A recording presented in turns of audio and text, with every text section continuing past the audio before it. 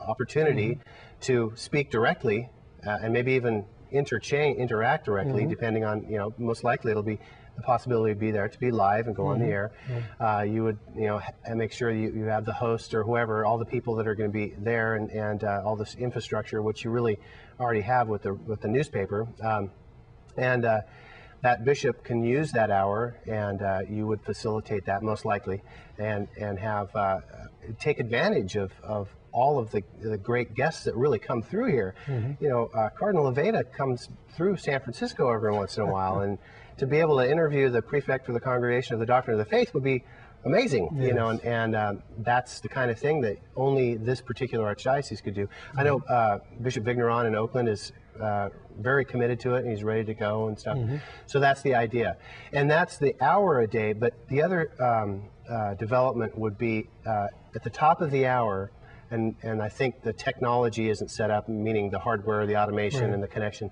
But at the top of the hour, from 55 to the top of the hour, you'll always hear local spots, 30-second spots that are advertising everything from the Walk for Life to ongoing faith formation events, the Archdiocesan Faith Formation Conference, that comes up, that's co-sponsored, any kind of a prayer event, pilgrimage, Our Lady of Guadalupe event, those kinds of things are public service announcements that are rotated in for the local area, but also even the people who have businesses in the area can underwrite and actually make a commitment to support the station. In return, they get maybe two or three of those spots a day, 30-second spots.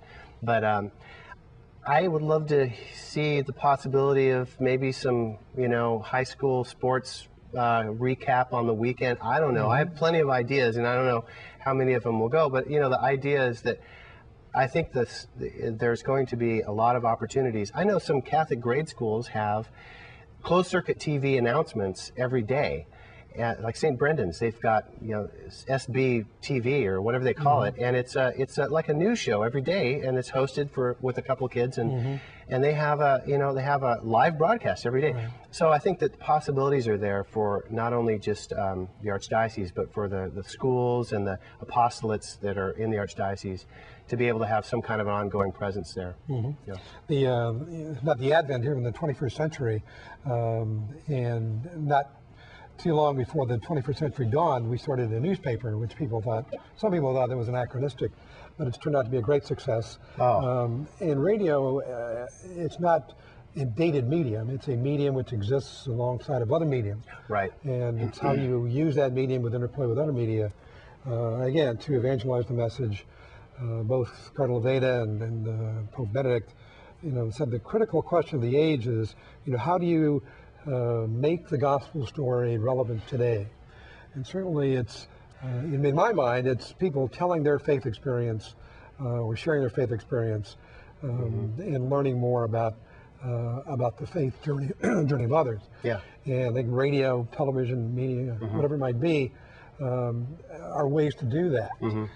So I'm, very happy that Immaculate Heart Radio is here. Yeah, well, me too. I like radio in that it's an intimate medium, meaning you can be listening. It's kind of like storytelling or reading. If you show it on TV, it's different than if you just read the story to the kids. Like reading the Chronicles of Narnia or something like that. With radio, it's the same thing because your mind has to create the pictures, and when especially you're hearing someone relay a heartfelt story. Your heart can't help but respond. And whatever the story they're sharing is almost not as important, although it is, as the fact that they're opening their heart. And that causes us all as human beings to want to open our heart. And that's the whole process, whether it's music that opens the heart, comedy, or anything. The whole idea is that that's kind of a vehicle to get to the message, and that is that Jesus Christ died for our sins, and that's the good news. That's the good news. That's good news, and we can go to heaven. It's possible, and for heaven's sake. And the whole concept is that that's really the message. It's the gospel message, and that radio is that medium where people could be listening, like like a fly on the wall for a long period of time, and allow the opportunity to let it soak in. Well, Chris Lyford and Doug Sherman, we wish you the very best at KSFB, 1260 AM on the radio dial. ihradio.org. Right. We urge you to listen, give it a try. Thank you for joining us on For Heaven's Sake today. Look forward to seeing you next month. Thank you. Chris, thanks for coming by. Good job.